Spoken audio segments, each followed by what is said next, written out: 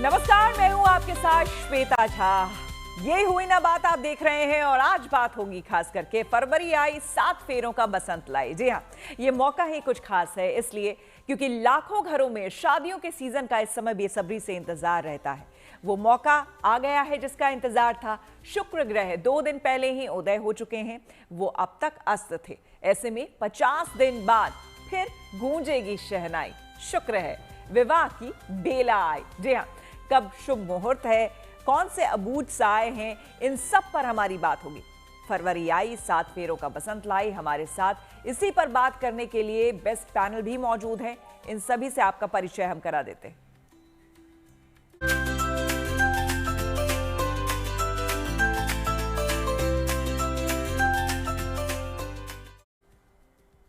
तो इससे पहले अपने पैनलिस्ट से आपको हम रूबरू कराएं, उससे पहले आपको बता दें नए साल का पहला विवाह सीजन अब आने वाला है। दिसंबर में शादियों की रौनक देखने को मिली थी, लेकिन अब फिर से 50 दिनों के बाद फिर शहनाई गूंजने को तैयार है। बुधवार से शुभ मुहूर्त की शुरुआत हो रही है। 1 तारीख को शुक्र ग्रह के उदय होने से ये मुहूर्त निकल रहे हैं। जनवरी में अब तक शुक्र अस्त थे, पर अब नए साल यानी कि 2026 का पहला शुभ मुहूर्त आ गया है। 5 फरवरी को पहला विवाह मुहूर्त होगा। ज्योतिषाचार्यों का कहना है कि इस साल कुल 59 शुभ विवाह मुहूर्त हैं। 12 में से 8 महीने शादियां हो सकती हैं। खरमास की वजह से 14 मार्च से शादियां नहीं होंगी, तब तक शादियों का सिलसिला जारी रहेगा। खरमास में 14 मार्च से 13 अप्रैल तक शादियों का मुहूर्त नहीं है।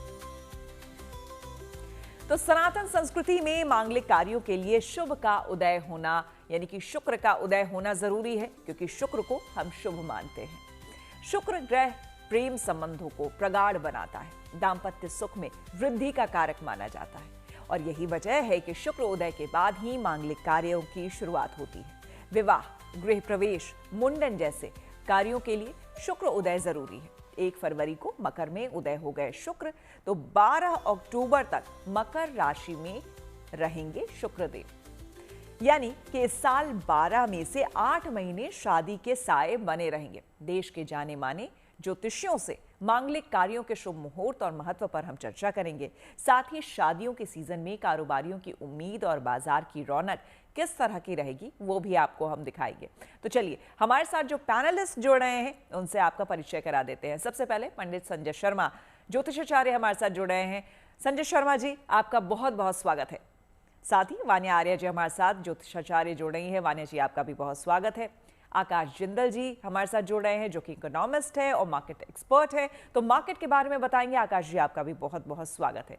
लेकिन सबसे पहले संजय जी, आपके पास यहां पर आते हुए सबसे पहले तो जानना चाहेंगे कि आखिर शुक्र को सनातन में और साथ ही साथ ज्योतिष शास्त्र में किस तरह से हम देखते हैं कि शुक्र आया यानी कि शुक्र अपने साथ शुभता लाया और शुक्र के उदय होने के साथ ही हमारे यहाँ सारे मांगलिक कार्य जो हैं वो शुरू हो जाते हैं। इसे हम ज्योतिषों के नजरिए से कैसे समझते और देखते हैं?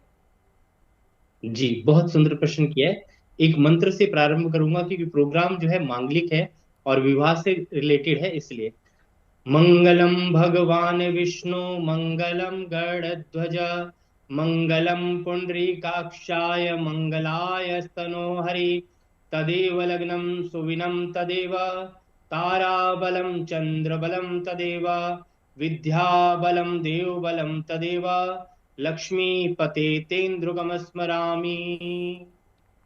कहा जाता है शास्त्रों में शुक्र को जो है दाम्पत्य जीवन का और भोग का कारक माना गया है, जिस कारण से जब तक शुक्र उदय नहीं होते विवाह जो है होता नहीं है, प्रारंभ नहीं होता। और शास्त्रों की अगर हम बात करें तो अष्टकूट मिलान बहुत जरूरी होता है। 8 कूटों का मिलना, उसमें जो है सबसे ज्यादा जरूरी है आपका भकुट, नाड़ी, गण, ग्रह मैत्री, वश्य, योनि इत्यादि का मिलना बहुत जरूरी है। कंपेटिबिलिटी अगर नहीं है तो शादी विवाह जो है संबंध अच्छा नहीं होता। गुण जो है 36 गुण होते हैं, उसमें से कम 18 का मिलान, 50% का मिलान शुभ माना जाता है। और जब हम किसी भी कन्या या वर की पत्री को देखते हैं तो उसके अंदर, जन्म कुंडली के अंदर जो है सबसे बड़ी चीज होती है कि जब लड़की का विवाह है तो उसमें उसका सूर्य का शुभ होना बहुत जरूरी है और लड़की का जो है बृहस्पति का और चंद्रमा का शुभ होना जरूरी है। पर शुक्र का जब तक उदित नहीं होते, वैवाहिक सुख की प्राप्ति जीवन के अंदर नहीं हो पाती, क्योंकि शुक्र को जो है संतान का कारक भी हम मानते हैं, भोग का कारक भी मानते हैं, लग्जरी का कारक भी मानते हैं। जब तक शुक्र, कहते हैं कि शुक्राचार्य जब तक जागृत नहीं होंगे, कामदेव जागृत नहीं होंगे, तब तक जो है वैवाहिक सुख जीवन के अंदर आनंद नहीं आएगा और विवाह जो है संपूर्ण नहीं हो पाएगा। तो इसलिए जो है शुक्र को जो है विवाह का कारक माना गया जी। है, और जब शुक्र उदय होते हैं तभी सारे मांगलिक कार्यों का प्रारंभ होता है। और खास तौर से वैवाहिक जीवन के लिए शुक्र को जो है एक तरीके से जीवन का जो है कर्ता और धर्ता दोनों माना गया है, और बिल्कुल। शुक्र उदय इसी से ही इसी जीवन में सवाल को मांगलिक कार्य जोड़ते होते हुए हैं। वान्या जी आपसे मैं पूछना चाहूंगी कि शुक्र के अस्त होने या शुक्र के उदय होने की स्थिति किसी के व्यक्तिगत जीवन को किस तरह से प्रभावित करती है? थैंक यू श्वेता जी। सबसे पहले जीएनटी के माध्यम से आप सभी को मेरा नमस्कार। तो आपने जो प्रश्न पूछा है कि शुक्र कैसे हमारी एक ह्यूमन लाइफ पर जो है सबसे ज्यादा इम्पैक्ट करता है, तो यहाँ पर क्या है कि जब भी हम किसी मैरिटल पर्सपेक्ट को देखते हैं, तो जहां पर मैरिटल प्रोस्पेक्ट्स होते हैं तो वहां पर शुक्र और गुरु का होना बहुत ज्यादा इंपॉर्टेंट होता है। शुक्र जो है सब जब हम मेल की कुंडली देखते हैं तो उसमें जब हम मैरिज के वो मिलाते हैं तो उनके लिए उनका वीनस बहुत इंपॉर्टेंट होता है। फीमेल्स के लिए उनकी विवाह का कारक जो होता है उसमें गुरु का जो होता है बहुत ज्यादा इंपॉर्टेंस होती है। अभी जो है शुक्र उदय हो गए हैं, यानी कि शुक्र का जब अस्त होना होता है, जब भी मैरिज देखते हैं तो गुरु और शुक्र अस्त ना हो, कुछ ऐसे रूल्स होते हैं जो हम बीच माइंड में रखते हैं जब जब भी मिलाते हैं। आइए एक क्विक लुक हम उस पर देते हैं कि कौन से ऐसे पैरामीटर्स होते हैं। तो सबसे पहले अष्टकूट का मिलान जो होता है वो बहुत ज्यादा इंपॉर्टेंट होता है। 36 गुणों में से हम इसको मिलाते हैं। उसके बाद वर और वधु का लगन मिलाया जाता है, उनकी राशियां मिलाई जाती हैं, उनके नक्षत्र मिलाए जाते हैं। अंक ज्योतिष में उनके नंबर्स की कंपैटिबिलिटी को देखा जाता है। इसके अलावा जो है आप, ये एक बहुत इंपॉर्टेंट चीज है जो मैं आपके चैनल के माध्यम से बताना चाहती हूँ कि चंद्रमा का बहुत ज्यादा इंपॉर्टेंस होता है कि आप हमेशा देखें कि जो मैरिटल पर्सपेक्ट जब हम चेक करते हैं तो दोनों के चार्ट्स में मून जो होता है वो अगर स्ट्रांग है, चंद्रमा स्ट्रांग है, बिकॉज मेंटली अगर दोनों हस्बैंड वाइफ स्ट्रांग है तो वो मैरिज की कंपैटिबिलिटी काफी लंबी चलती है और काफी अच्छी चलती है। यहाँ पर आप एक चीज और बहुत इंपॉर्टेंट चेक करते हैं, आप मांगलिक दोष जो है ये जी। भी बहुत इंपॉर्टेंट होता है। इसके अलावा नाड़ी नक्षत्र में हम 25711 और 2511 को चेक करते हैं, ये भी अपने आप में बहुत ज्यादा इंपॉर्टेंट होता है।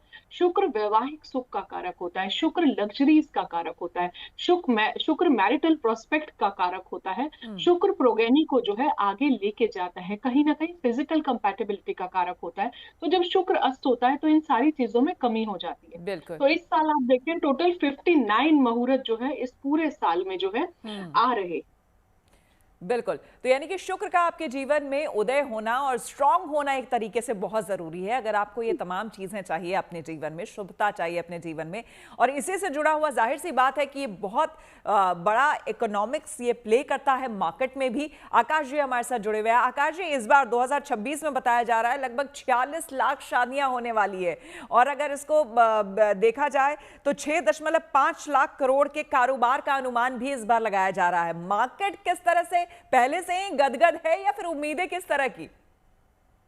मार्केट श्वेता जी बहुत गदगद है, और मार्केट हिंदुस्तानी नहीं, आज आपको बता दूं हिंदुस्तान की शादियों की ये वैल्यू है कि यूएस और यूरोप में रिसर्च होती है कि हिंदुस्तान कब है और से शहर में शादी का एलोकेशन है, क्योंकि वो भी अपने प्रोडक्ट्स उसी हिसाब से लॉन्च करते हैं जब हमारी शादियां होती हैं। इतनी बड़ी शादी की मार्केट है। आज यूएस के बड़े से बड़े कंपनीज में हिंदुस्तान की शादियों के ऊपर रिसर्च होती है। मैं जब वहाँ बात करता हूँ, वहाँ सेमिनार्स में जाता हूँ, उनके साथ शोज करता हूँ, तो बिग फैट इंडियन वेडिंग उनके लिए बहुत बड़ा इवेंट है जहाँ तरह तरह के प्रोडक्ट्स मार्केट हो सकते हैं। क्योंकि शादियाँ हैं, जब गाड़ियाँ बिकती हैं, शादियाँ हैं, शादियाँ हैं, आईफोन बिकते हैं, केटरिंग का बिजनेस। तो हमारा जो शादियों का बिजनेस है वो बहुत बहुत जीडीपी जनरेट करता है। साथ ही साथ कितने लोगों को एम्प्लॉयमेंट मिलता है शादियों में। आप देखिए कितने लोग जो है शादियों से डायरेक्टली और इनडायरेक्टली जुड़े हुए हैं, चाहे केटरिंग के लोग हो गए, चाहे डेकोरेशन के लोग हो गए, या और लोग हो गए, इवेंट मैनेजमेंट के लोग हो गए। तो शादियां हमारी जो हैं हिंदुस्तान में ही नहीं पूरी दुनिया में फेमस है। और हमारी शादियों के सीजन के हिसाब से मल्टीनेशनल कंपनी प्लान करते हैं कि हमने ये प्रोडक्ट तब लॉन्च करना है, हमने प्रोडक्ट को तब पुश करना है। तो इसलिए हमारी शादियां जो है और एक और बात बता दूं आपको, सुन के होगी, हमारी जीडीपी का 0.08% हमारी शादियां और उनसे रिलेटेड फंक्शन से आता है। तो आप देख लीजिए कितनी हमारी शादियां इंपॉर्टेंट हो गई हैं। जब 40-40 व्यंजन वहां रखे जाते हैं, इवेंट मैनेजमेंट के ऊपर जो है 1-1 करोड़ का खर्चा किया जाता है, और आजकल तो डेस्टिनेशन वेडिंग्स हो रही हैं, साथ में जो है गाड़ियां परचेज हो रही हैं, अपैरल्स परचेज हो रही हैं। बात सिर्फ दूल्हा दुल्हन की नहीं है, शादी में जितने 500-700 लोगों ने आना है वो अपने को डेकोरेट करने के लिए they are buying new clothes, they are going for new हिसाब से अलग अलग कपड़े होते हैं, जितनी रस्में हमारे यहाँ होती हैं जो कि बेहद खूबसूरत होती है किसी भी शादी में। आज भी शादी सुन के ही एक चेहरे पे मुस्कान सी आ जाती है, क्योंकि ये सेलिब्रेशन जो है अपने आप में बेहद खूबसूरत होता है। रस्में इतनी हमारे यहाँ खूबसूरत होती है, उसमें हर एक रस्म के हिसाब से आजकल वाकई कपड़े, जिस तरह की आकाश जी बात कर रहे थे, लोग डिजाइन करवाते हैं, कलर कॉम्बिनेशन उसी तरह से चूज करते हैं। तो चलिए, बाजारों की बात हो रही है तो दिल्ली के बाजारों का हम रुख कर लेते हैं और देखते हैं कि वहां शादियों के सीजन से पहले क्या तैयारी हो रही है और हलचल कैसी है। साल के पहले खरमास के बाद एक बार फिर से विवाह के मुहूर्त शुरू हो गए हैं। कल यानी कि 4 फरवरी से तमाम इलाकों में जो शादियां हैं उनके मुहूर्त शुरू हो जाएंगे और शादियां होने शुरू हो जाएंगे। उसके पहले आपको हम तस्वीरें चांदनी चौक की दिखा रहे हैं, जहां पर लोग शॉपिंग के लिए बड़ी संख्या में पहुंच रहे हैं। आप किसी भी दुकान में जाएं, चाहे वो लहंगे की हो, सूट की हो, शेरवानी की हो, लोगों की भारी भीड़ यहाँ पर लगी हुई है। इस साल कहा जा रहा है कि शादियों के सिर्फ 59 मुहूर्त होंगे, जबकि पिछले साल इससे कहीं ज़्यादा मुहूर्त थे। लेकिन इस बार शादियों की जो तारीखें हैं, जो शुभ लगन की हैं, वो कम बताई जा रही हैं। और यही वजह है कि जितनी भी डेट्स हैं उन सभी डेट्स पर बड़ी संख्या में शादियाँ हो रही हैं। लगातार जिस तरह से लोग चांदनी चौक पहुँच रहे हैं, शादियों की तारीखें इस साल कम है, उस लिहाज से हर मुहूर्त पर आपको भारी भीड़ बाज़ारों में दिखाई पड़ेगी। चांदनी चौक वैसे भी शादी की शॉपिंग के लिए जाना जाता है। यहाँ पर ना सिर्फ दिल्ली के बल्कि दिल्ली एनसीआर के साथ साथ कई दूसरे राज्यों से भी लोग यहाँ पर शादी की शॉपिंग के लिए आते हैं। कई विदेशी लोगों को भी आप यहाँ पर शॉपिंग के करते हुए देखते हैं। इस वक्त चाहे ज्वेलरी की दुकानें हो, चाहे लहंगे की दुकानें हो, सभी दुकानों में लोगों की भारी भीड़ दिखाई पड़ रही है और जो दुकानदार हैं वो भी इस भीड़ से खुश दिखाई पड़ रहे हैं। हालांकि वो समझते हैं कि इस साल शादियों की तारीखें कम हैं तो उनके बिजनेस पर शायद थोड़ा असर पड़े। ऐसे में वो चाहते हैं कि जो भी तारीखें हैं, जो भी लगन है, उनमें ही वो अच्छी खासी बिक्री कर पाएँ। और जिस तरह की भीड़ यहाँ दिखाई पड़ रही है, उस भीड़ से लगता है कि जो उनका मुनाफा हर साल रहता है, इस साल भी वो मुनाफा अपना निकाल लेंगे। तो 50 दिन बाद शहनाई गूंजने वाली है। जाहिर सी बात है, तैयारियां अब लोगों के घरों में शुरू हो गई होगी, जहां जहां शादियां होनी है। संजय जी, आपसे जानना चाहेंगे कि जितनी भी राशियां हैं, कि सबके लिए शुक्र के इस उदय का समान उनके ऊपर असर पड़ने वाला है, या कुछ ऐसी खास राशियां हैं जिनको पहले से थोड़ा ध्यान देने की जरूरत है? देखो, बड़ा सुंदर प्रश्न किया है। देखो, शुक्र क्या है, पूरे ब्रह्मांड के लिए अच्छा होता है, पूरे संसार के लिए अच्छा है। जब उदित होता है तो लग्जरी, पैसा, सम्मान, रिस्पेक्ट, आदर, सब चीजें खरीदने का मन करता है। आदमी का मन बदल जाता है जैसे ही शुक्र उदय होते हैं। शुक्र अस्त होता है तो हमारा मन भी बड़ा शांत प्रिय रहता है। आपको खर्च करने में दिक्कत होगी, आपको लगेगा कि मुझे अभी ये चीज थोड़ी बाद में ले लेनी चाहिए, डिले कर लेना चाहिए। जैसे ही शुक्र उदय होता है तो आपके मन के भाव भी बदल जाते हैं। आपका शरीर, मन, आत्मा सब कुछ परिवर्तित होता है। आप खुश हो जाते हैं, चीयर्स अप हो जाते हैं। जैसे ही बसंत पंचमी अभी आई तो वहां से जैसे थोड़ा सा मौसम खुला, और ऐसे ही शुक्र उदय 1 तारीख से हो गए। तो उदय, कोई भी ग्रह जब उदित होता है, अच्छी अवस्था में आता है, तो व्यक्ति के मन के भाव, पूरे संसार के, मैं ये नहीं कहूंगा कि किसी पर्टिकुलर राशि के, सबके लिए बड़ा शुभता देने वाला होता है शुक्र। और जब भी उदित हो जाता है तो जीवन में सुख, चैन और लग्जरी सबको बढ़ा देता है। तो ये एक ऐसा समय होता है जिसमें आदमी अपने मन से जो है खर्चा करना चाहता है, एक्सपेंस करना चाहता है, गाड़ी खरीदने का मन करता है, लेडीज को ज्वेलरी खरीदने का मन करता है। पुरुषों के लिए गाड़ी बहुत प्रिय होती है, स्त्रियों के लिए जो है ज्वेलरी बड़ी प्रिय होती है। तो क्या है कि हर व्यक्ति के मन में कुछ ना कुछ भाव जो है प्रकट होना शुरू हो जाते हैं और लग्जरी की तरफ मन भागना शुरू हो जाता है। जैसे ही वैवाहिक वैवाहों का संबंध, कहते हैं विवाह का जो अर्थ होता है दो पवित्र आत्माओं के मिलन को हम विवाह कहते हैं। तो जब ये सीजन प्रारंभ होता है, जैसे अभी इकोनॉमिक्स वाले अर्थशास्त्री जी ने बताया कि बहुत ज्यादा खर्चा लोग करना शुरू कर देते हैं, हर एक को बिजनेस मिलता है, उसी प्रकार से जब शादियां होती हैं तो उस वक्त जो है कहते हैं कि जो साये होते हैं उसमें कई लोग ऐसे भी हैं आजकल दुनिया के अंदर, वो वेडिंग्स वाली जगह को पहले से ही बुक कर लेते हैं जाकर के, जिससे कि ज्यादा मुनाफा कमा सकें।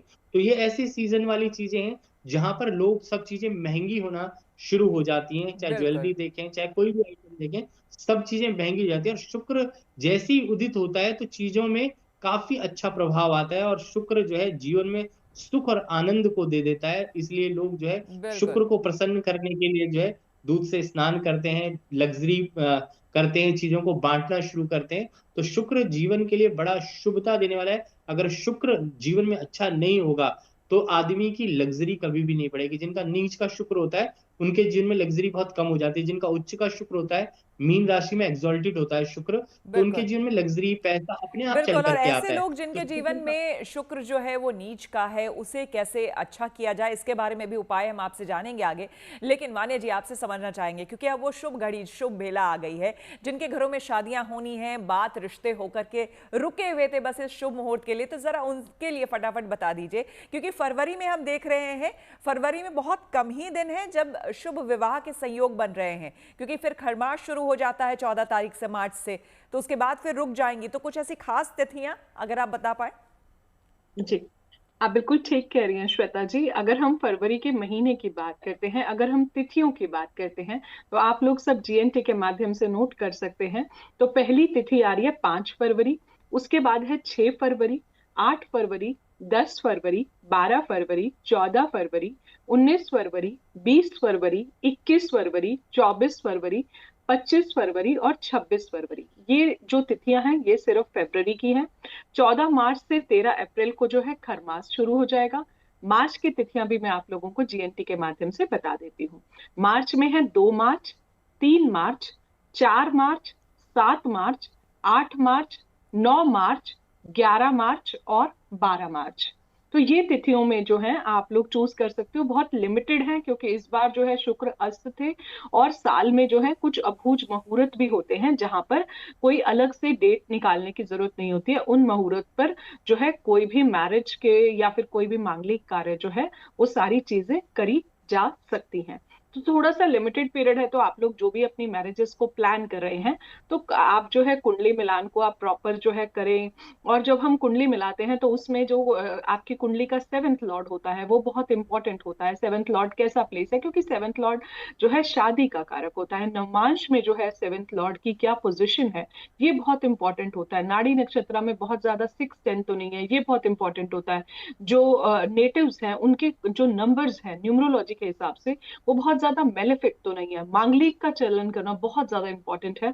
और चंद्रमा सबसे ज्यादा इंपॉर्टेंट मैं मानती हूँ कि चंद्रमा, क्योंकि मेंटल स्टेबिलिटी जो होती है बहुत ज्यादा एक मैरिज के लिए इंपॉर्टेंट होती है। क्योंकि कहीं ना कहीं एक मैरिज के साथ बहुत सारे कमिटमेंट्स और पेशेंस जो है वो भी साथ में जुड़ता है। और अभी शुक्र जो है जैसे उदय हो गए हैं, तो देखिए अभी जैसे जो दूसरे पैनलिस्ट भी बता रहे थे कि इवेंट मैनेजमेंट, तो शुक्र की जो इंडस्ट्रीज हैं उसमें लग्जरी आ जाता है, ब्यूटी आ जाता है, फ्लावर्स आ जाते हैं, डेकोरेशंस आ जाती हैं, ज्वेलरी आ जाती है, इवेंट मैनेजमेंट आ जाता है।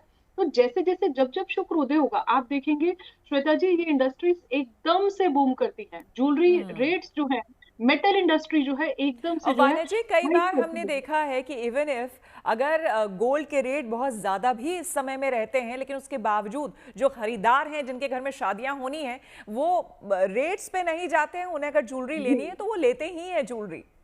हाँ जी, आप बिल्कुल ठीक कह रही हैं कि क्योंकि जब इस तरह के जो इवेंट्स होते हैं श्वेता जी, तो यहाँ पर जो होता है कि जब हमारे पास एक मैरिज की डेट होती है तो ऐसा लगता है कि ये भी करना है वो भी करना है, तो उस टाइम पर वो रेट्स नहीं देखे जाते। जैसे जेएनटी के माध्यम से ही हमने लास्ट ईयर भी बोला था सूर्य का साल है इस साल और बृहस्पति का साल है, तो गोल्ड के रेट्स बढ़ेंगे। आप देखिए सारे गोल्ड के रेट्स पीक पर हैं। चांदी जो है, चांदी का भी प्रिडिक्शन दिया था कि चांदी के रेट्स भी जो है वो भी बहुत ज्यादा बढ़ने वाले हैं। आप देखिए आज चांदी कितनी ज्यादा बढ़ गई है। और शुक्र को जो है हम डायमंड से जो है लिंक करते हैं, जेरिकॉन से जो है, जरकन से जो है इसको हम लिंक करते हैं। तो ये सारी चीजें जो है आप देखेंगे कि स्पेशली मेटल जो इस साल के आ रहे हैं उसमें गोल्ड और चांदी जो है अभी और ज्यादा पीक पर जाएगा जब जी गुरुदेव बृहस्पति जो है उच्चस्थ अवस्था में चले जाएंगे, जो कि 2 जून को ये तिथि आएगी। बिल्कुल। आकाश जी हमारे साथ बने हुए हैं। आकाश जी, जिस तरह से हम बातें कर रहे हैं कि देखिए डिस्पाइट की गोल्ड के रेट कहीं जाए, सिल्वर के रेट कहीं जाए, अगर घर में शुभ कार्य हो रहा है तो खास करके हिंदुस्तान में हम लोग सोना खरीदते ही खरीदते हैं, क्योंकि सोने को हम बहुत ही शुद्ध मानते हैं और शुभ धातु मानते हैं। ऐसे में ये बताइए कि सिर्फ आज की बात नहीं है, क्या पहले भी आपने ऐसा देखा है कि जब मांगलिक कार्यों की शुरुआत होती है हमारे यहाँ, तो मार्केट में जो बाजार है उसमें गतिविधियां अपने आप बढ़ जाती हैं? बिल्कुल बढ़ जाती है। और एक चीज में Shweta ji, I endorse you totally and fully well, without seeing gold prices one should buy gold during marriages. बात जो है, एक तरफ तो ये बात है ही है कि हमारी परंपरा है, सालों पुरानी नहीं सदियों पुरानी, कि शुभ मानते हैं, सोना खरीदा जाता है शादी के समय, दुल्हन सोने में ही सुंदर लगती है, ऐसी हमारी मान्यता है हम सबके घरों में। दूसरा एक और एंगल, अब आपको प्योरली इकोनॉमिस्ट के एंगल से बताता हूँ। मैं जो है ये कहता हूं कि ज्वेलरी अगर आपने लेनी है शादी में, जरूर लीजिए, वो बहुत अच्छी इन्वेस्टमेंट भी है। जनरली लोग ये कहते पाए जाएंगे आपको कि जनाब ज्वेलरी का इन्वेस्टमेंट से क्या लेना देना, जब ज्वेलरी लेते हैं तो उसमें तो 10-15-20% मेक चार्जेस आ जाता है, फिर उसमें कोई मोती या माला का चार्जेस कट जाते हैं तो 20% तो ऐसे कट जाता है, हमारे पल्ले क्या पड़ता है। मैं उनको बताना चाहता हूँ कि जब गोल्ड में इन्वेस्ट किया जाता है ज्वेलरी के शुभ में, तो एक बहुत बड़ा आपके पास यूएसपी है, वो लॉन्ग टर्म का। क्योंकि जब आप गोल्ड परचेज करते हैं ज्वेलरी, तो वहां एक इमोशनल कॉन्टेक्ट आता है, भावनात्मक अटैचमेंट आ जाती है, तो उसको लंबे समय के लिए रखा जाता है। जैसे शादी के जेवर है, जनरली उन्हें 15-20-25 साल के लिए रखा जाएगा, हो सकता है एक जनरेशन तक भी रखा जाए कि मैं कल अपनी बिटिया को पहनाऊंगी या अपनी बहू को पहनाऊंगी। तो उससे क्या होता है, लॉन्ग टर्म बाइंग आ जाती है, और लॉन्ग टर्म बाइंग में गोल्ड ने अप्रिशिएट करना ही करना है, इसकी पूरी संभावना है।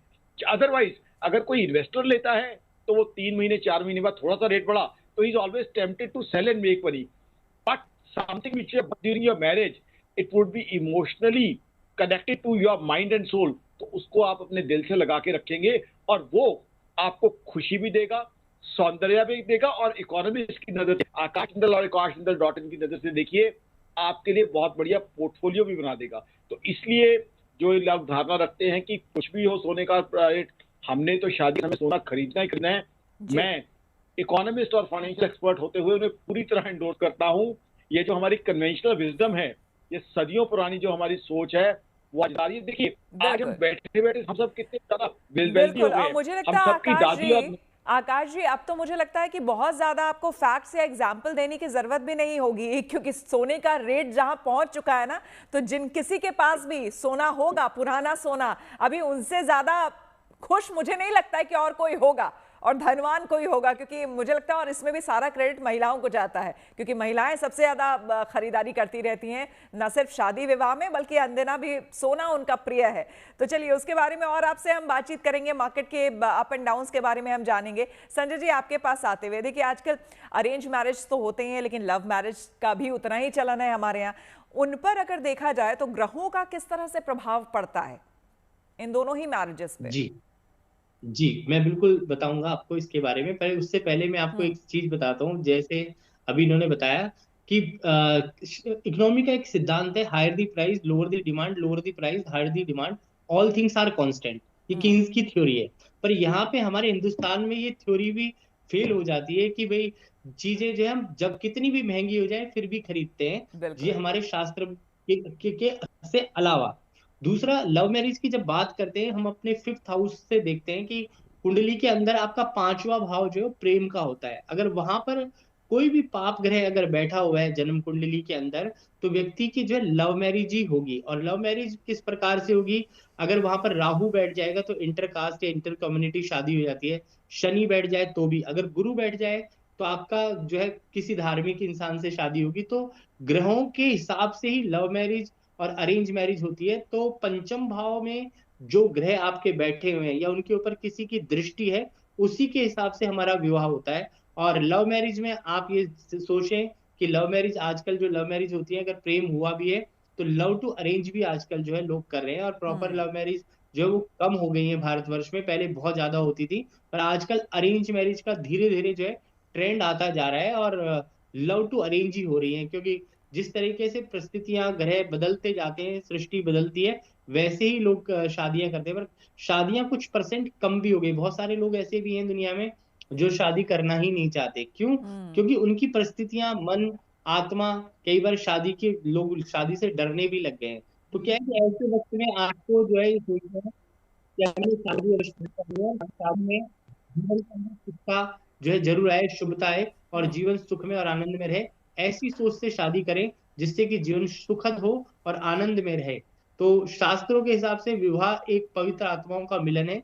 और आजकल तो बहुत सारे और भी चीजें हो गई। लेस्बियन लोग हो गए हैं जो मेल मेल से कर रहे हैं, फीमेल की जगह फीमेल से कर रही है। तो बहुत सारे ट्रेंड जो हिंदुस्तान बिल्कुल में भी बदल बिल्कुल चुके हैं, जो फॉरेन कल्चर था वो भी आ गया है। जी बिल्कुल जी बिल्कुल आएंगे संजय जी जी। आपके पास, क्योंकि देखिए सिर्फ विवाह की बात नहीं है, मुंडन संस्कार हो गए या फिर और भी शुभ कार्य, गृह प्रवेश जैसा शुभ कार्य जो है उसके लिए भी अब समय जो है आ चुका है। वान्या जी से जानेंगे वो शुभ दिन कौन कौन से हैं। तो आप देख रहे हैं फरवरी आई, 7 फेरों का बसंत लाई। और न सिर्फ 7 फेरे बल्कि आपको बता दें जितने भी मांगलिक कार्य हैं वो सारे मांगलिक कार्य जो है उनकी शुरुआत हो चुकी है। अब फरवरी से कुछ ऐसे दिन हैं जब से शुरुआत हो जाएगी। बीच में एक थोड़ा सा गैप, थोड़ा सा ब्रेक होगा 14 मार्च के बाद से कुछ दिनों का, लेकिन उसके बाद फिर मांगलिक कार्य जो है वो शुरू हो सकते हैं। तो अभी हमने विवाह के लिए तो जान लिया कि भाई विवाह के लिए फरवरी में वो कौन कौन सी तारीख है जब शुभ विवाह किया जा सकता है। लेकिन वान्या जी, हमारे साथ तमाम पैनलिस्ट हमारे बने हुए हैं। वान्या जी, आपसे ये भी जानना चाहेंगे कि न सिर्फ विवाह बल्कि कहते हैं कि गृह प्रवेश जैसा शुभ कार्य हो या फिर मुंडन संस्कार कईयों के घरों में होता है। फरवरी वैसे देखा जाए तो हर लिहाज से महीना भी अपने आप में बहुत अच्छा रहता है, ना ज्यादा ठंड होती है ना ज्यादा गर्मी होती है। बहुत लोग चाहते हैं इस समय शुभ कार्य उनके घर में हो। तो मुंडन संस्कार के लिए, गृह प्रवेश के लिए उसमें भी कोई खास दिन है? थैंक यू श्वेता जी, आपने बहुत अच्छा प्रश्न पूछा है। तो मुंडन संस्कार के लिए जो तिथियां फरवरी की हमें मिल रही हैं वो हैं 6 फरवरी, 7 फरवरी, 11 फरवरी, 12 फरवरी, 21 फरवरी और 22 फरवरी। उसके बाद अगर हम गृह प्रवेश की बात करते हैं तो यहाँ पर जो तिथियां जो हमें मिल रही हैं वो है 6 फरवरी, 11 फरवरी, 19 फरवरी, 21 फरवरी, 25 फरवरी और 26 फरवरी। और ओवरऑल जो है इस साल में हमें बहुत सारे अभुज मुहूर्त भी मिल रहे हैं, जिसमें जो है आपको कोई भी अलग से डेट निकालने की जरूरत नहीं होती, जो कि है 19 फरवरी जिसपे फुलेरा दूज है। यहाँ पर जो है आप कोई भी ऑस्पिशियस कार्य जो है वो आप कर सकते हैं। 19 अप्रैल को अक्षय तृतीया है, यहाँ पर भी आप कोई भी ऑस्पिशियस वर्क उठा सकते हैं। 25 अप्रैल को जानकी नवमी है, यहाँ पर भी जो है ये अभूज मुहूर्त में आता है। 25 मई को गंगा दशहरा, 20 अक्टूबर को दशहरा और 21 नवंबर को देव उठनी एकादशी। इन 6 तिथियां जो हैं ओवरऑल 2026 के ये अभूज मुहूर्त हैं। और फरवरी के जो मुंडन और गृह प्रवेश की तिथियां हैं वो अभी हमने जीएनटी के माध्यम से आप सभी से शेयर करी। बिल्कुल, तो वान्या जी ने आपको बता दिया कि न सिर्फ विवाह बल्कि जो शुभ मुहूर्त आप गृह प्रवेश के लिए जो भी अपने घरों में नए घर में जाना चाहते हैं उनके लिए कौन से हैं, मुंडन संस्कार के लिए भी वो भी तिथियां आपने जान ली। लेकिन मार्केट का भी हाल साथ ही साथ जानना बहुत जरूरी है। आकाश जी, आप ये भी बताइए साथ ही साथ, देखिए जो बड़े बिजनेसमैन हैं, जो बड़े बड़े आजकल वेडिंग प्लानर्स हैं, उनकी तो बात ही अलग है। लेकिन जो लोकल मार्केट खास करके अगर हम बात करें और जो छोटे कारोबारी हैं उनके इकोनॉमिक्स इस समय खास करके किस तरह से बदलनी शुरू हो जाती है, कितना असर, कितना फर्क पड़ता है? बहुत बढ़िया आपने प्रश्न पूछा। वेडिंग प्लानर्स की बात हो गई, लेकिन वो व्यक्ति जो अकेला व्यक्ति दुकान चलाता है, वो व्यक्ति जो फूल सप्लाई करता है, वो व्यक्ति जो भल्ले का मटेरियल सप्लाई करता है, वो व्यक्ति जो डेकोरेशन की एक आइटम देता है, वो व्यक्ति जो कुछ गाड़ियां किराए पे देता है, सब लोगों का जो है मैरिज मार्केट के साथ बहुत बहुत बड़ा कनेक्शन है। और मैरिज मार्केट से इन लोगों का रोजगार बहुत जनरेट होता है। ना सिर्फ वो एक आदमी बल्कि उसका पूरा परिवार काम में लग जाता है। अब देखिए, वो व्यक्ति जब आप फूल सप्लाई कर रहा है, होता क्या है उसमें, जब उसे फूल सप्लाई करने होते हैं तो फूल की मालाएं बनानी होती हैं, तो उनकी पत्नी, उनकी बेटी, उनकी माताजी सब उस काम में लग जाते हैं, क्योंकि अच्छा उनको पैसा मिलता है और कमाई का एक बहुत बढ़िया मौका होता है। ये बताऊं, जो हमारे छोटे कारोबारी भाई हैं, वो मैरिज सीजन में जब मैं उनके साथ बैठता हूं, उनकी बिजनेस इकोनॉमिक्स समझता हूं, वो ये कहते हैं 1 महीना शादियों का हमारा सही लग जाए, 6 महीने तक की हमें कमाई हो जाती है। इस तरह की प्रॉफिटेबिलिटी आ जाती है, क्योंकि इस तरह की उन्हें प्राइसेस मिलती हैं। इस तरह के बिजनेस अपॉर्चुनिटीज जो हैं, डेकोरेशन वाले लोग, वो लोग जो खासकर एक दिहाड़ी के रूप में जो है बैंड बाजे वाले के साथ जुड़ते हैं, दिहाड़ी के रूप में वेटर्स के साथ जुड़ते हैं। वो सब लोग, मैं ऐसे लोगों को जानता हूं दिन में कहीं और नौकरी करते हैं, शादियों में अगर वेटर का काम मिलता है वो कह रहे हैं हम रात को जाग के काम करेंगे, क्योंकि वहां उनको इतनी इनकम हो जाएगी कि वो उससे अपने घर पे एक साइजेबल सम भेज पाएंगे। तो हमारी शादियों का कारोबार जो है बहुत ही बड़ा कारोबार है, जीडीपी के अंदर कंट्रीब्यूटर है, टैक्स कलेक्शन के अंदर कंट्रीब्यूटर। आप देखिए जीएसटी जब आया सबसे पहले शादियों में नजर रखी गई कि शादियों में क्या क्या चीजें होती हैं ताकि उनका जीएसटी कहीं इधर उधर ना हो जाए। सरकार को भी पता है, जीएसटी डिपार्टमेंट को भी पता है, इनकम टैक्स डिपार्टमेंट को भी पता है। तो हमारी शादियां तो सबसे आगे है। मैं तो कहता हूं कि हमारी शादियां हमारी इकोनॉमी का इंजन है, इंजन ऑफ ग्रोथ है। बहुत बड़ी बात कही कि हमारी शादियां जो है इकोनॉमी का इंजन है। लेकिन आकाश जी, साथ ही साथ आपसे ट्रेंड के बारे में भी मैं जानना चाहूंगी कि इस साल आपको क्या लगता है किस तरह का ट्रेंड रहने वाला है? क्या सिंपल वेडिंग की ओर लोग ज्यादा बढ़ेंगे या फिर वही big fat wedding, grand wedding, इस तरह का कुछ करना चाहेंगे? देखिए, जो मैंने देखा है, बड़ा आपका ये सवाल इंटरेस्टिंग है। अब लोग जो है बिग फैट वेडिंग करना चाहते हैं, डेस्टिनेशन वेडिंग करना चाहते हैं। हाँ, ये जरूर है कि एक जमाना था श्वेता जी जब 500, 700 लोगों को बुला लिया जाता था। आजकल हुआ क्या है, नंबर ऑफ गेस्ट रिस्ट्रिक्ट कर लिए जाते हैं, बट पर गेस्ट जो एक्सपेंडिचर है वो बढ़ रहा है, क्योंकि डेस्टिनेशन वेडिंग्स जो है बढ़ती जा रही हैं। अब एक शादी का मैं हिस्सा था, उसमें 4 दिन इवेंट थे, और जैसे आपने शुरू में बताया था, 4 दिन के लिए अपैरल, जिनकी शादी थी, कपड़े वो सप्लाई कर रहे थे। वो कह रहे थे ये ड्रेस कोड होगा, और 4 दिन के लिए एंटरटेनर थे, और 4 दिन के लिए इवेंट मैनेजर अलग अलग थे, क्योंकि हर रस्म का अलग रेलिवेंस था। तो वो अपनी शादी को इतना यादगार बनाना चाहते थे कि जितने लोग उस शादी में पार्टिसिपेट कर रहे थे उनके लिए तक यादगार हो गया क्या चीज है। तो आज की तारीख में बिग फैट इंडियन वेडिंग तो है, बट एक बहुत लंबी चौड़ी सेलिब्रेशन है जो याद रहे आपको। तो कहीं ना कहीं शादियों का सीजन, शादियां जो है बहुत मेच्योर होती जा रही है मार्केट के हिसाब से, और नई नई चीजें उसमें ऐड होती जा रही हैं जो उसके अंदर एक्साइटमेंट को लाती हैं। डेस्टिनेशन वेडिंग तो एक कॉन्सेप्ट रहा। आप देखिए जो यहाँ पे दिल्ली में भी इवेंट्स होते हैं उनमें भी तरह तरह की वैरायटी, तरह तरह की वेरिएशन लाई जाती है, क्योंकि मेहमानों का भी चीज आकाश जी, हर चीज अगर आप देखेंगे तो माइन्यूट से माइन्यूट चीजें जो है ना वो कस्टमाइज्ड होती जा रही हैं। लोग पर्सनल टच देने के लिए हर चीज कस्टमाइज करा रहे हैं। और आपने सही कहा कि लिमिट कर दिया जाता है, गेस्ट लिमिटेड होते हैं लेकिन खर्चे बहुत ज्यादा होते हैं। संजय जी, आपके पास आते हुए देखिए, ऐसे में जब देखिए इस तरह की वेडिंग्स हमारे यहाँ प्लान हो रही है, डेस्टिनेशन वेडिंग्स होती है, जिसमें जाहिर सी बात है आप कहीं बाहर जाते हैं, वहाँ सब कुछ खर्च करना, वहाँ के हिसाब से चीज़ें करना। तो ऐसे में ये बताइए कि आपके पास भी जो लोग आते हैं मुहूर्त पूछने के लिए या फिर शादी ब्याह से रिलेटेड किस दिन क्या किया जाए, नहीं किया जाए, तो ये बोलते हैं कि भाई मुहूर्त ठीक है, उतना नहीं मिल रहा है, थोड़ा बहुत एडजस्ट करके क्या हम कर सकते हैं आगे पीछे? कुछ इस तरह के भी आजकल डिमांड होते हैं क्या लोगों के? जी देखो, कई लोग जब विवाह करते हैं तो हमारे यहाँ पहले शास्त्रों के हिसाब से जो है 1 महीने पहले पीली चिट्ठी जाती है, और उसके बाद में फिर जो है 5 दिन या 7 दिन की जो है लगन पत्रिका जाती है, जो इनविटेशन होता है। और उसके पश्चात जो है जो शादी के आजकल क्या करते हैं, 3 या 4 दिन के जो फंक्शन होते हैं, पहले होती है लगन, फिर सगाई, फिर भात, फिर चाक, ये सारे इस तरह के प्रोग्राम्स होते हैं। तो आजकल जो है आजकल मेहंदी का सिस्टम है, तो अलग अलग रिचुअल्स के हिसाब से लोग अपना मुहूर्त निकलवाते हैं। और शादी में छुट्टी बहुत जरूरी है लोगों के लिए कि भाई फ्राइडे, सैटरडे, संडे पड़ जाए, तो उस तरीके से जो एडजस्ट करने की कोशिश करते हैं। पर शास्त्रों के हिसाब से शादी को जीवन का एक ऐसा 16 संस्कारों में से एक ऐसा संस्कार है दाम्पत्य जीवन का, जिसमें मैं कहूंगा कि ऐसी कोई हेरा फेरी नहीं होनी चाहिए। शादी का जो शुभ मुहूर्त हो उसमें ही विवाह करना चाहिए, क्योंकि उससे आपका जीवन, आपका वंश, आपका कुल, हर चीज आपके जीवन की आगे की डिसाइड होती है। और शादी सुखद चले, मंत्र आता है ओम समजंतु विश्वदेवा समापो हृदयानिनौ संघाता समुदेष्टिनौ, कि 2 आत्माएं जब मिलती हैं उसको विवाह कहते हैं। तो वो शुभ, जो जीवन में शुभता लाने वाला समय है, उसमें जल्दबाजी ना करें, फेरों को पूरी रीति रिवाज से कराएं। और कहा जाता है कि 7 जैसे वचन होते हैं उसी प्रकार से 7 फेरे होते हैं। और कहा जाता है मंत्र आता है कि उद्याने मद्यपाने च पितागृह गमने च नाज्ञा भंगो वरवाक्यम चतुष्कम।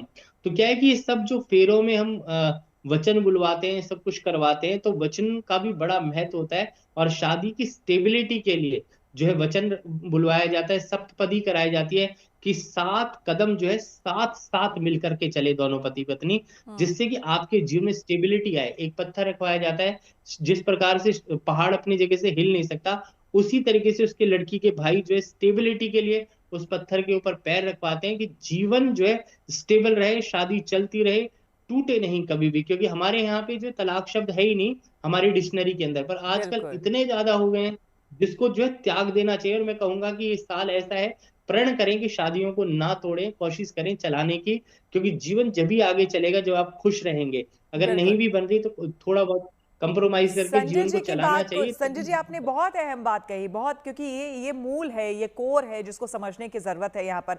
आप ही की बात को आगे बढ़ाते हुए वान्या जी, एक सवाल आपसे कि अभी कुछ दिन पहले ही, क्योंकि सोशल मीडिया में भी तरह तरह के रील्स आते हैं, तो हालांकि वो रील कुछ ऐसा बनाया हुआ नहीं था, वो रील एक वेडिंग फंक्शन में कोई शख्स पहुंचे हुए थे, उन्होंने खुद से रिकॉर्ड करके बताया। उन्होंने बताया कि वो किसी बहुत बड़े होटल में बैठे हुए हैं, कोई 5 स्टार होटल में बैठे हुए हैं, और उन्होंने खुद इस बात की चिंता जताई जो कि संजय जी ने अभी कही कि आप ये अंदाजा लगाइए 40 गेस्ट आए हैं यहाँ पर, और हर गेस्ट पर डे के हिसाब से उन्होंने 4 लाख या 5 लाख का कुछ बताया था एस्टिमेट कि वो पड़ रहा है। और वो बोले मुझे खुद समझ में नहीं आ रहा है कि आखिर इतने खर्च क्यों हो रहे हैं, ये तक गारंटी नहीं है कि ये शादी कितने दिन चलेगी। तो ये बात कही जा रही है और ये चिंता जताई जा रही है कि शादियों पे खर्च तो इतने हो रहे हैं, लेकिन दूसरी तरफ ये भी आशंका बनी रहती है। तो भाई ये प्रगाढ़ हो, रिश्ते मजबूत हो, उस पर ज्यादा आपको नहीं लगता है जोर देने की जरूरत है? जी, देखिए, मैं जेएनटी के माध्यम से बोलूंगी कि मेरा पर्सपेक्टिव थोड़ा सा अलग है। मैं यहाँ पर यही बोलूंगी कि पेरेंट्स को ये बोलूंगी कि आप लोग अपनी बच्चों के एजुकेशन पर जो है पैसे जो है वो ज्यादा खर्च करें, उनको एग्जैक्टली। सेल्फ केपेबल बनाएं, सेल्फ डिपेंडेंट बनाएं। क्योंकि जो आजकल आप देखिए डाइवोर्स रेट्स इतने ज्यादा हाई हो चुके हैं, स्पेशली अगर आप मेट्रोज की बात करते हैं, तो मुझे ऐसा लगता है कि अगर आपके बच्चे सेल्फ कैपेबल होंगे, एक आदमी जो है अपनी पूरी जिंदगी की कमाई एक वेडिंग में लगा देता है, it creates lot of pressure on middle class families, जहां पर स्पेशली उनके पेरेंट्स पर जो है, तो इतना अगर आप उनके पढ़ाई लिखाई या उनकी आप एफडीज करा दीजिए, म्यूचुअल फंड सेविंग्स, जो भी आपके मतलब बेस्ट फाइनेंशियल उनका पीपीएफ करा दीजिए, इन चीजों में जो है, ताकि उनको लॉन्ग टर्म गोल्स जो है वहां पर बहुत अच्छे मिले। ऐसा मेरा मानना है, हो सकता है कि औरों का पर्सपेक्टिव अलग हो, बट ऐसा मैं सोचती हूँ कि एजुकेशन की बिल्कुल। जो है बहुत ज्यादा यहाँ पर इंपॉर्टेंस है, और कंपैटिबिलिटी, एडजस्टमेंट और पेशेंस की वैल्यू है। अदरवाइज आप कितने भी पैसे खर्च कर ले, अगर उस मैरिज में फिर अगर डाइवोर्स भी हो रहा है, तो एक कहीं ना कहीं यू फील वेरी डिसअपॉइंटमेंट रहता है, चीट का एक फीलिंग आता है, और वहीं जो है वहीं से लोग जो है इमोशनली अनस्टेबल होते हैं, और यहाँ पर जो है उनकी लाइफ फिर से जो है 360 डिग्री फ्लिप करती है। तो आप लोग जो है थोड़ा सा एडजस्टमेंट करें, जी, पेशेंस रखें, और मुझे लगता है दिखावे को थोड़ा सा मुझे लगता है कि हमें रिड्यूस करना चाहिए, ऐसी मुझे मेरी लगता है कि सोच है। थोड़ा बहुत हम साउथ से सीख ले सकते हैं, southern part true, of India true, जो है, वहां एब्सोल्युटली। पर जितनी जितनी सिंपल वेडिंग होती है, बहुत ही खूबसूरत और स्पिरिचुअल होती है, ट्रेडिशनल ज़्यादा होती है, और कह सकते हैं कि उतना आडंबर या फिर दिखावा ये सब नहीं और होता इतना है। लिटरेसी रेशियो भी श्वेता जी साउथ में बहुत ज्यादा कंपेरेटिवली जो है वो हाँ बहुत हाँ, ज्यादा हाई है। बिल्कुल। बिल्कुल आपने सही कहा। आकाश जी, आपसे यहाँ पर जानते हुए कि आप और अगर हम एक रफली आपसे बजट जानना चाहे, तो ये जो फरवरी मार्च के बीच की जो शादी होती है उस समय, और एक जो उसके बाद की शादी होती है मई ऑनवर्ड्स, फिर उधर जो शादी होती है, तो उसमें भी कुछ फर्क देखने में मार्केट में मिलता है क्या? ये किस समय जी सबसे हाँ, ज्यादा बिल्कुल मिलता है। मार्केट ये रहता है, आप रहता है? जी जी। जी बिल्कुल मिलता है। देखिए, सबसे पहले तो मैं अपने दोनों मित्रों से बिल्कुल सहमत हूँ कि शादी जो है मन का मिलन है, आत्मा का मिलन है, और सबसे इम्पोर्टेंट है संस्कार जो हम अपने बच्चों को देते हैं। जहाँ संस्कार अच्छे हैं तो वहाँ ना तो डाइवोर्स होगा, वहाँ मन भी मिलेंगे, आत्माएं भी मिलेंगी, और प्रभु की कृपा भी रहेगी। अब आ जाती है उसके बाद जो आपने कहा फरवरी और मार्च, बिल्कुल आपने जो है बहुत ही इन डेप्थ एनालिसिस कर रही हैं श्वेता जी, आज आनंद आ रहा है आपके साथ शो करके। नॉर्थ इंडिया की बात कर रहा हूँ, है क्या, अब दिल्ली, लुधियाना, चंडीगढ़ आपको ले चलता हूँ। होता क्या है, फरवरी के शुरू में थोड़ी ठंड ज्यादा रहती है, और मार्च जो ज्यादा सुहावनी हो जाती है, तो मार्च की शादियां जो है ज्यादा ऑप्युलेंट हो जाती हैं।